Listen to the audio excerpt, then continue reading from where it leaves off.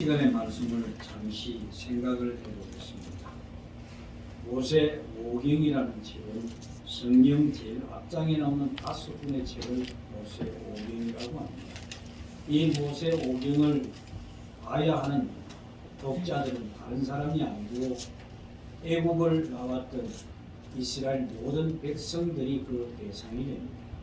오늘 우리로 이야기하면은 바로 영적인 이스라엘로 부름을 받은 우리 모두를 대상으로 하겠지.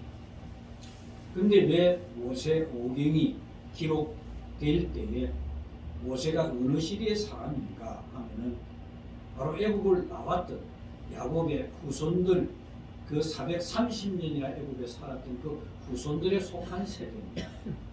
그 세대에 속한 모세가 어떻게 그 자신보다 훨씬 창조의 그 이야기를 어떻게 알 수 있으며 그 조상된 족장들의 삶을 어떻게 알 수 있었겠습니까? 그것은 다른 것이 아니고 하나님께서 이스라엘 백성들을 그 하나님의 선민으로서의 정체성을 다시 깨닫게 하기 위해서 모세를 통해서 그 성경을 기록했기 때문에 그렇습니다. 왜 그런 이것이 필요한가? 다른 것이 아니고 애굽에서의 그들의 삶이 430년이라는 긴 세월을 살아왔습니다. 야곱이 그 아들들과 내려갈 때는 비록 70년밖에 안 되는 적은 숫자였지만 430년이라는 긴 세월 동안 그들은 이스라엘 민족이라는 대가족이 만들어졌습니다. 그런데 문제는 그들이 우상 문화 속에서 430년을 살아오면서 그들의 신관이 무너져 버렸습니다. 이 신관이라는 것은 하나님과 우리의 관계라든지 신을 어떻게 바라보는가 하는 그런 부분일 겁니다. 그런데 그 이스라엘이나 그 애굽이나 또한 바벨론의 그 문화들, 그 중동 땅에는 그 우상 문화가 만연해 있을 때입니다. 그때 그들이 섬겼던 마루둑이나 애굽의 바알이나 이들은 태양의 아들이라고 그들이 칭하면서 그들이 하나님의 창조된 이 세상을 그들이 만들었다고 주장을 했죠. 그래서 예를 들어서 그때 그 당시에 잠시 말씀을 드렸습니다만 모든 창조신의 우두머리는 마루둑이고 마루둑께 대적했던 자를 마루둑이 전쟁에서 이겨서 그를 반으로 쪼개어서 하나는 하늘로 삼고 하나는 땅으로 삼았다. 그리고 그가 흘린 피를 가지고 진에게 어기어서 인간을 만들었는데 그 인간은 그 마루둑에 대적하던 그 습성이 남아있어 가지고 언제나 하나님 마루둑에 반기를 들으려고 하는 그런 본성이 남아있었다. 그래서 그들을 마루둑이 권세로 다스리는데 어떻게 하면 인간은 인간으로서 살면서 그 마루둑에 진노를 피하기 위해서 그들이 정성을 들였고 뭐하든 많은 정성을 바칠 수밖에 없었다라고 말씀을 드렸습니다. 그리고 마루둑이나 바알이나 그 다신 농사를 관장하고 또 자식들을 생산케 하는 그 모든 것들을 주장하는 신이다라고 말씀을 드렸죠. 그 속에서 살아왔던 이스라엘 백성들이 그들이 가지고 있던 오직 한 분 하나님만을 섬기는 자들이 아니라 이제는 우상과 뒤섞여버려요. 그래서 우리를 이야기하면 하나님을 섬기면 복을 받는다 이런 생각을 가지고 있던 그들이었습니다. 그래서 그들을 이끌어내어서 가장 먼저 했던 것은 이 신관을 회복시키는 겁니다. 만물을 창조하신 하나님이 어떤 분이신가, 그리고 우리는 어떻게 하나님의 선민으로 선택을 받은 것인가, 이런 것을 깨닫기 위해서 모세에게 오경을 기록하게 해서 그들에게 가르치게 했던 겁니다. 그건 오늘도 그게 마찬가지죠. 우리 역시도 마찬가지입니다. 그러므로 가장 먼저 필요한 것은 세상이 누가 창조하셨는가, 그걸 오늘 성경 맨 앞장에 놓은 게 뭡니까? 하나님의 말씀으로 창조되었다는 선포하고 있는 겁니다. 그래서 모든 세계는 스스로 움직이는 것이 아니라 하나님의 권능 아래 있다는 사실을 우리로 알게 하시는 것이라고 말씀을 드렸죠. 이것은 심지어 세상의 모든 것들은 하나님의 간섭 아래 있음을 우리들에게 선포하는 내용이기도 합니다. 왜냐하니까 말씀으로 세상을 만드셨다는 그 자체가 모든 것이 그의 말씀 아래 있을 수밖에 없기 때문에 우리의 삶 하나하나 그들의 간섭에 벗어날 수 없는 겁니다. 그러니까 우리의 삶 전체에 하나님의 손길이 미치지 않는 것이 없답니다. 그리고 오늘은 3절에서 5절에 나오는 말씀인 빛과 어둠을 나누셨다는 이 말씀을 살펴보려고 합니다. 도대체 하나님께서 무엇을 말씀하시려든지 이 말씀을 다시 한번 보시기 바랍니다. 하나님이 이르시되 빛이 있으라 하시니 빛이 있었고 빛이 하나님이 보시기 좋았더라. 하나님 빛과 어둠을 나누사 하나님 빛을 낮이라 부르시고 어둠을 밤이라 부르시니라. 저녁이 되고 아침이 되니 첫째 날이라. 이 말씀을 생각하기 전에 이걸 한번 생각해 보십시오. 요새 저도 그 자연인인가 그걸 자주 봅니다. 저도 어제 산에 가 자연인을 한번 살아볼까. 이 큰 건물을 지을 때에 그냥 짓는 사람이 있습니까? 설계도가 나올 겁니다. 설계도에 따라서 이 건물이 차곡차곡 지어져 갑니다. 자연인들처럼 산속에서 그냥 기둥 하나 몇 개 꼽아놔 놓고 벽돌 쌓고 판때기 갖다가 붙인다고 그런 일을 하지 않습니다. 그 큰 건물을 지탱할 수 있는 기초를 잘 만들어야 합니다. 근데 그 건물을 지어갈 때 여러 가지 불상사가 일어나기도 하죠. 얼마 전에 소방관이 3명이나 죽은 냉동공장의 사고라든지 또 뭐 현대 무슨 그 건설이 아파트를 짓다가 무너진 이런 이야기들. 그렇다고 여러분 그걸 다 허물고 그 짓지 않겠습니까? 설계도대로 계속 지어갑니다. 하나님께서 처음 기초를 놓는 작업이 말씀으로 세상을 창조하신 것으로 시작합니다. 이 그림 속에 한번 생각을 해보시기 바랍니다. 조각가 이야기를 제가 자주 드립니다만 조각가가 나무를 깎아 나갈 때에 그저 깎아 나가는 게 있겠습니까? 나무가 사람이라고 하면 아마 그 깎여 나가는 아픔을 많이 겪어 나갈 겁니다. 그렇지만은 그가 필요한 것은 깎아내고 도두고 하면서 그 자신이 표현하고 싶은 그 세계를 그 나무를 깎아서 표현해 나갈 겁니다. 그래서 하나님의 창조 사건을 여러분 창조 자체로만 볼 것이 아니고 이 사건은 종말과 연결되어 있는 시각에서 보셔야 합니다. 제가 왜 창세기를 여러분에게 지금 시작하는가 하면 굉장히 중요합니다. 성경을 볼 수 있는 눈을 떠야 하는 것도 마찬 중요하지만 우리가 신앙생활을 왜 우리가 신앙생활을 지켜내고 나아가야 하는지를 이 창세기 속에서 우리가 찾아보셔야 되기 때문에 그렇습니다. 여러분 이 창조가요 종말이 포함되지 않는 창조를 생각한다면 하나님이 창조하신 세상을 사랑하지도 아끼지도 않으시고 심판해버리신다는 이 말씀을 우리가 이해하기 어렵습니다. 하나님의 형상과 모양을 대로 만든 우리들이나 모든 것을 보시고 좋았더라는 이 말씀들 그런데도 그것을 심판해버리신다? 이게 다 이해가 되겠습니까? 왜 우리가 창조 사건을 종말에 연결된 시각에서 이해하는가 하면요 이 세상 창조가 하나님이 목표를 하지 목적 그 설계도상이 완전히 완성된 세상이 아니기 때문에 그렇습니다. 하나님이 계획하신 것은 하나님의 영광으로 충만한 세상입니다. 완전한 하나님의 나라, 어둠이 지배하지 않는 것, 어둠이 전혀 없는 생명의 빛으로 충만한 그런 세계입니다.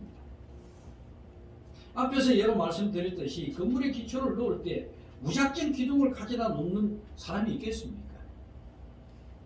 없습니다.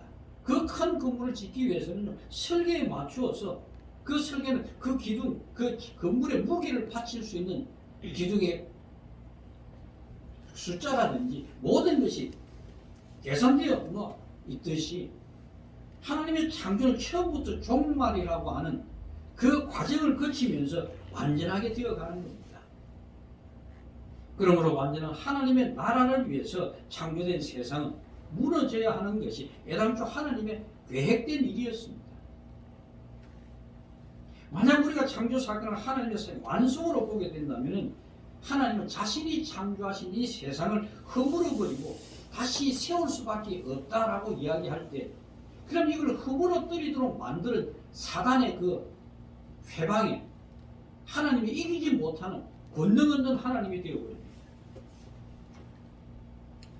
하지만 여러분 욥기를 읽어보셨듯이 욥의 신앙을 시기했던 사단이 뭐라 그럽니까? 하나님을 찾아왔을 겁니다. 하나님이 욥에게 복을 부어주셨기 때문에, 재산도 자식도 넘치도록 부어주었기 때문에 저 욥이 하나님을 잘 섬기는 것이지, 저것을 다 빼앗아 버린다면 결코 그러지 못할 것이다. 그런데 시비를 걸지. 그래 하나님께서 뭐라 그럽니까? 해보라 그러지. 그 속에서 알 수 있는 것은 뭡니까? 사단의 세력도 하나님의 허락 없이는 마음대로 할 수 없다는 사실입니다. 그런데 이런 것들이 왜 허락하시는가?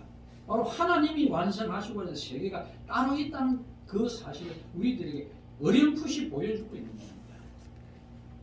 하나님께서 세우시려는 하나님의 나라의 완성을 위해서 결국은 그 사단의 그 회방까지도 허용하신 겁니다. 계시록 21장 1절에 보시면 마지막 장이죠. 또 내가 새 하늘과 새 땅을 보니 처음 하늘과 처음 땅이 없어졌고 바다도 다시는 있지 않더라라고 기록하고 있습니다. 이 말씀대로라고 하면은 하나님이 창조하신 처음 하늘과 땅 그리고 바다 아예 없어질 것으로 지어졌다는 것이 됩니다.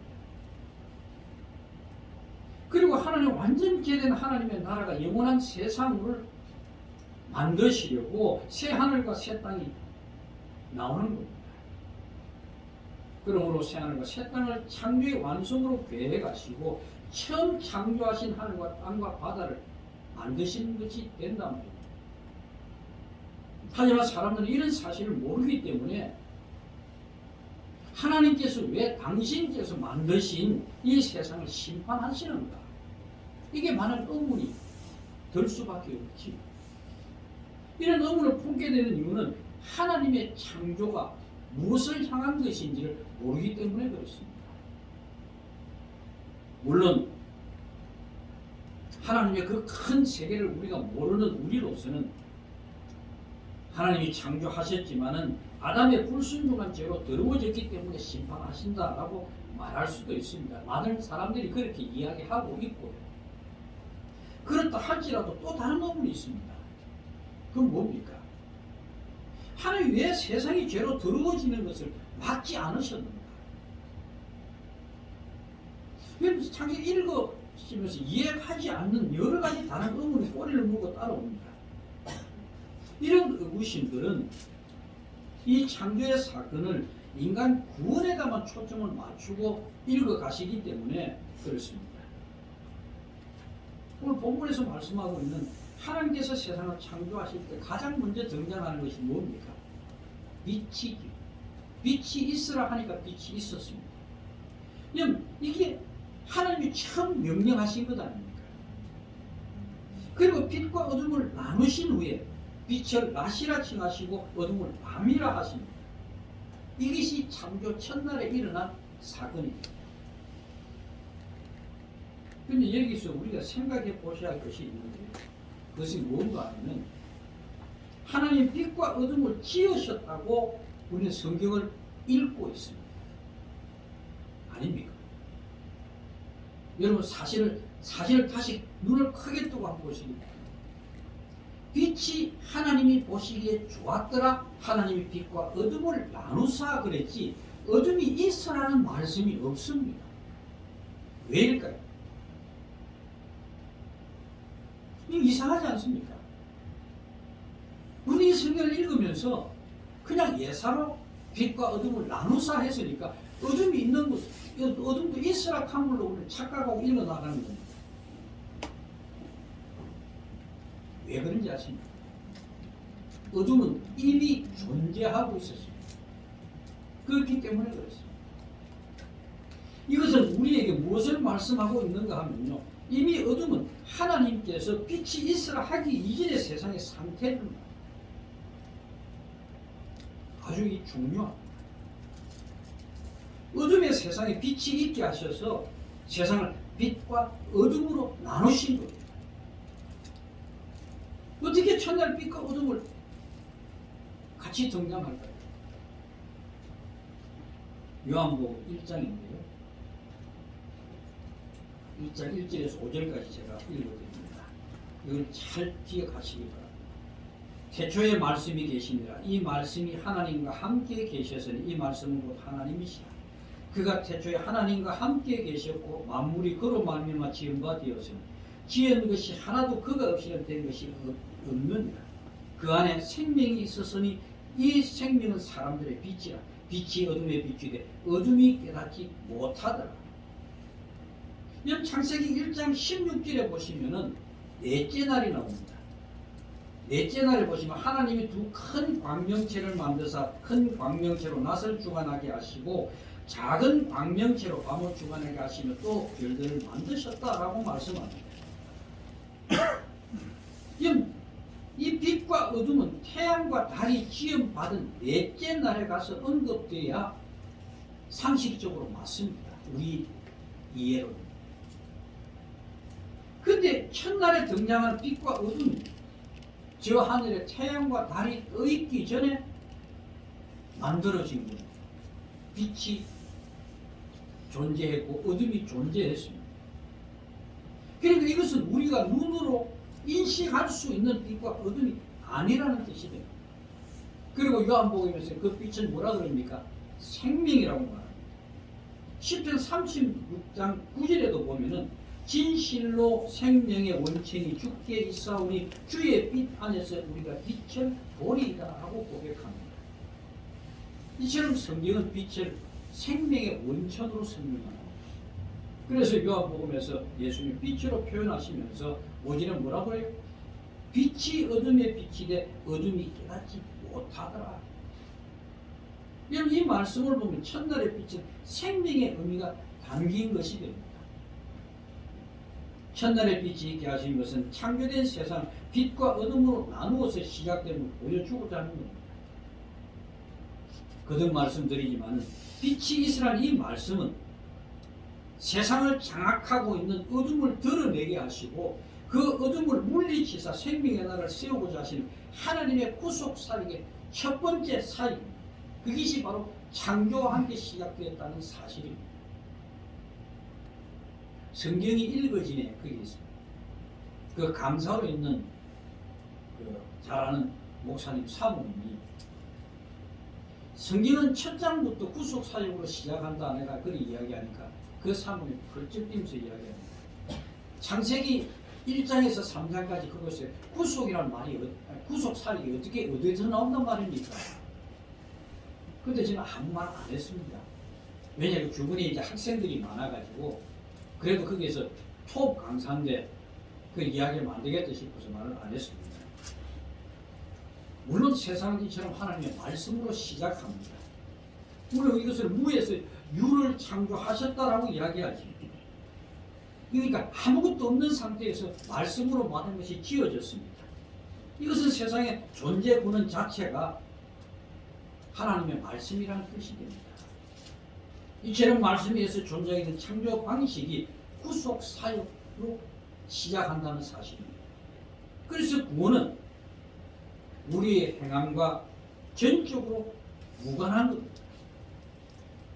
이처럼 우리의 구원은 하나님이 계획 안에 들어있는 것이기에 우리의 선행이나 노력과는 아무 상관없습니다. 오직 전적으로 하나님께서 아무 조건 없이 베푸신 은혜의 결과일 뿐입니다. 이것을 보면 빛과 어둠의 세계가 장차 어떻게 드러날지 어렴풋이 한번 그림을 한번 그려보시기 바랍니다. 빛의 세계는 모든 것이 하나님의 말씀으로 창조되었음을 선포합니다. 하지만 어둠의 세계는 말씀으로 창조된 것이 아닙니다. 성경을 보시면 알 수 있듯이 처음부터 창조의 세계가 빛과 어둠이라는 두 세계로 나누어져 흘러가는 것을 여러분 확인할 수 있습니다. 세상은 애당초 어둠이 먼저 존재하고 있었습니다. 어둠이 존재하는 상태에서 창조는 완전한 창조라고 볼 수 있습니까? 없습니다. 근데 이상한 것은 하나님께서 말씀으로 창조하실 때마다 하나씩 하나씩 만들어 가실 때마다 뭐라고 말씀해요? 보시기에 좋았더라 라고 말씀을 반복하신다는 거예요. 이런 사실들은 하나님이 창조하신 세상 자체가 하나님이 보시기에 좋았다는 것으로 보기보다는 하나님이 의도하신 대로 지어지고 존재하게 되었다는 것 때문에 보시기 좋았다는 그 뜻으로 받아들이셔야 합니다. 이처럼 세상은 빛과 어둠으로 나누어져서 시작합니다. 그리고 그것이 무엇이 어둠이고 무엇이 빛인가를 드러내는 도구가 바로 인간입니다. 인간을 세워서 빛이 무엇이며 어둠이 무엇인지를 드러나게 하신 겁니다. 이런 사실들 여러분 들으시면서 마음이 어떻습니까? 좀 섭섭하지 않습니까? 섭섭한 뿐만 아니고 머릿속이 좀 복잡해지실 겁니다.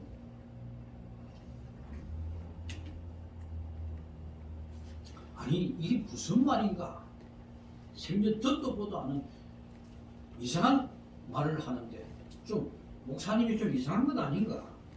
이런 생각이 드신다면 여러분 지금까지 성경은 인간 구원을 중심으로 보고 계시기 때문에 그렇습니다. 분명히 말씀드리지만은 인간은 하나님의 크신 구원의 계획 안에 들어있는 한 부분에 불과하다는 사실을 잊지 마시기 바랍니다. 우리는 주인공이 아닙니다. 주인공은 하나님이십니다. 이것이 하나님의 뜻이기 때문에 인간의 눈길이 잘 가는 그 동산 중앙에다가 선악과 나무를 심어 놓으십니다. 그리고 뭐라 그러십니까? 먹지 말라. 먹으면 너희가 죽을 것이다. 그렇게 경고하셨죠. 그래서 그들이 선악과를 먹을 것을 그대로 놓아두신 것을 아무쪼록 유혹에 넘어가도록 놓아두신 이유는 도대체 뭘까요? 어둠의 실체가 무엇인지를 드러나게 하셨던 겁니다. 우리 그런 생각하죠. 하나님 왜 선악과를 만들어가 인간이 타락하게 만드냐? 처음부터 선악과를 안 만들면 되지. 근데 이 성경을 보시면 어둠을 드러내기 위해서 인간을 세워놓으셨단 말이에요. 그러지 않고도 이해가 안 되는 거예요. 당연히 인간이 선악과를 다 먹지 않았다면 죽음도 없었겠죠. 그렇다고 한다면 창조 세계 안에서 무엇이 어둠인지 무엇이 빛인지 드러나지 않았을 겁니다. 그러나 인간이 선악과를 먹음으로 인해서 어둠의 세력이 드러나게 됩니다. 이 아담과 하와가 하나님같이 된다는 그 유혹에 그 탐하는 마음에 불을 지폈고 결국은 그 유혹에 넘어가 버립니다. 하나님의 형상과 모양의 피조물의 위치에서 만족하지 못하고 하나님같이 된다는 그 권세와 자기 마음대로 뭔가 자기가 할 수 있다는 그게 넘어감으로 인해서 그를 유혹한 세력이 어둠이었다는 것이 밝히 드러나게 됩니다. 이런 어둠의 세상에 예수님은 하나님의 본체시지만 하나님과 동등됨을 취할 것으로 여기지 아니하시고 오히려 종의 형체를 가지고 사람과 같이 되었다라고 성경은 말씀합니다. 피조물의 모양으로 낮아지신 겁니다. 이것이 어둠과 전혀 다른 빛의 세계입니다. 에베소서 5장 8절에 보시면 너희가 전에는 어둠이더니 이제는 주 안에서 빛이라 빛의 자녀들처럼 된다. 전에는 어둠이었다는 것은 선악과를 먹은 인간 그대로 항상 자기 위치에 만족하지 못하고 더 높아지려 하고 많이 가지려고 하고 권세를 누리려고 하는 그 욕망에 사로잡혀가는 그런 존재였다라고 이야기합니다. 그런 우리가 빛의 자녀가 되었다. 종의 형체를 가지시고 낮아진 길로 가신 주님의 그 삶의 모습이 빛에 속한 자의 모습이라고 한다면은 우리가 빛의 자녀로 행한다는 것이 과연 무엇인가라는 것이 짐작이 가실 겁니다. 이것은 그냥 선을 행하고 착한 일을 하고 열심히 교회 다니는 것이 그게 빛의 자녀의 모습이 아닙니다. 낮아지는 겁니다. 그럼 우리가 낮아지는 것이 도대체 뭐냐라고 할 때 하나님 앞에서 내 존재를 깨닫는 겁니다.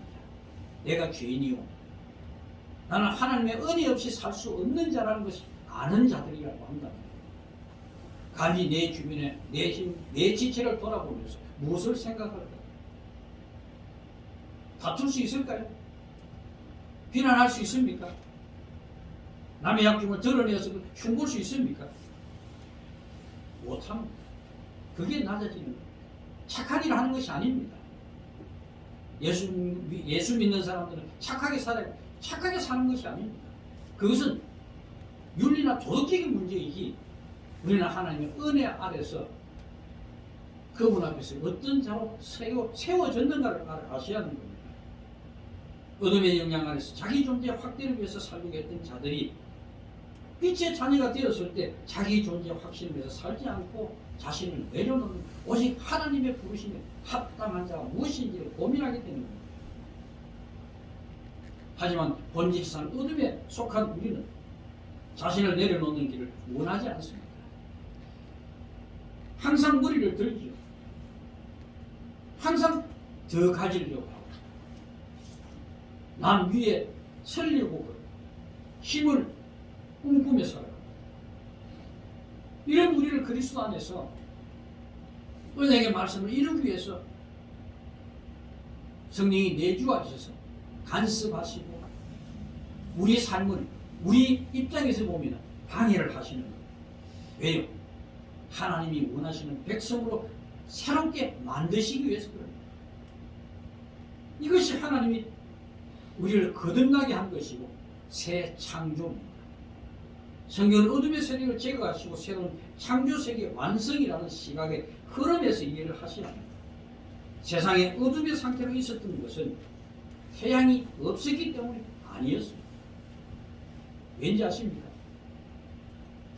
계시록 12장에 보시면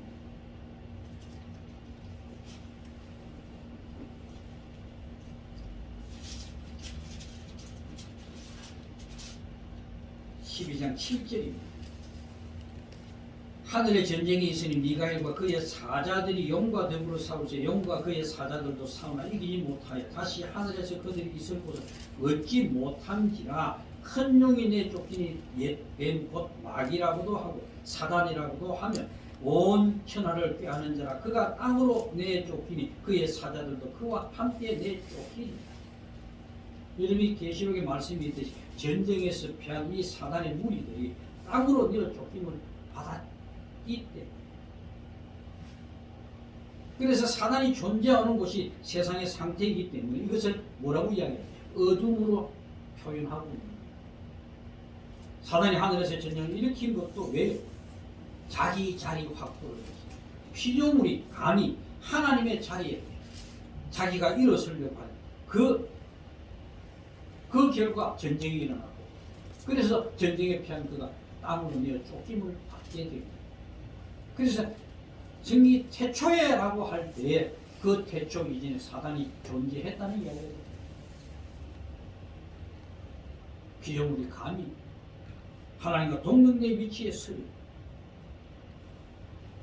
그래서 사단의 유혹에 넘어갔던 아담이 무엇과 같이 데려갑니까? 하나님 같이 데려갑니다. 그래서 지금까지의 내용을 여러분 잘 생각해 보시면은 빛의 세상과 어둠의 세상이 어떻게 다른가가 이해가 되실 겁니다. 이건 굉장히 중요합니다. 성경을 전체로 볼 때 사단의 세력과 빛의 세력과의 싸움을 볼 수 있기 때문에 그렇습니다. 이건 윤리적인 실체를 이야기하는 게 아닙니다. 성경에서 말하는 빛과 어둠을 알지 못하는 사람, 그 사람들의 착각이, 빛의 세계는 인간의 상식과 지식으로 결국 인식할 수 있는 것이 아닙니다. 그러나 우리가 말씀 안에 있을 때 비로소 빛을 빛으로 분별할 수 있는 지혜가 주어지는 겁니다. 그러므로 분명한 것은 빛의 세계에 속한 신자는 나를 바라보지 않습니다. 왜냐하면 내 자신으로부터 나오는 모든 것은 아무리 내가 착하고 선한 일과 선교에 열심을 한다 할지라도 그것은 내게 의가 되지 않은 걸 알기 때문에 그렇습니다. 그것이 나의 구원의 조건이 안 되기 때문에, 구원받은 우리에게서 하나님께서는 오직 예수 그리스도가 행하심만이 참된 선으로 받아주실 분입니다. 그래서 하나님은 우리 안에서 누굴 봅니까? 그리스도를 찾으십니다. 이처럼 신자는 자기 행함을 모두 내려놓았기 때문에 자기 행함을 기준으로 보면 타인을 믿음이 좋다, 나쁘다, 저러면 안 된다, 이러면 안 된다, 그런 판단을 할 수 없는 빛의 세계에서 오직 빛으로 오신 한 분, 그분 예수 이름만 높여야 할 뿐입니다.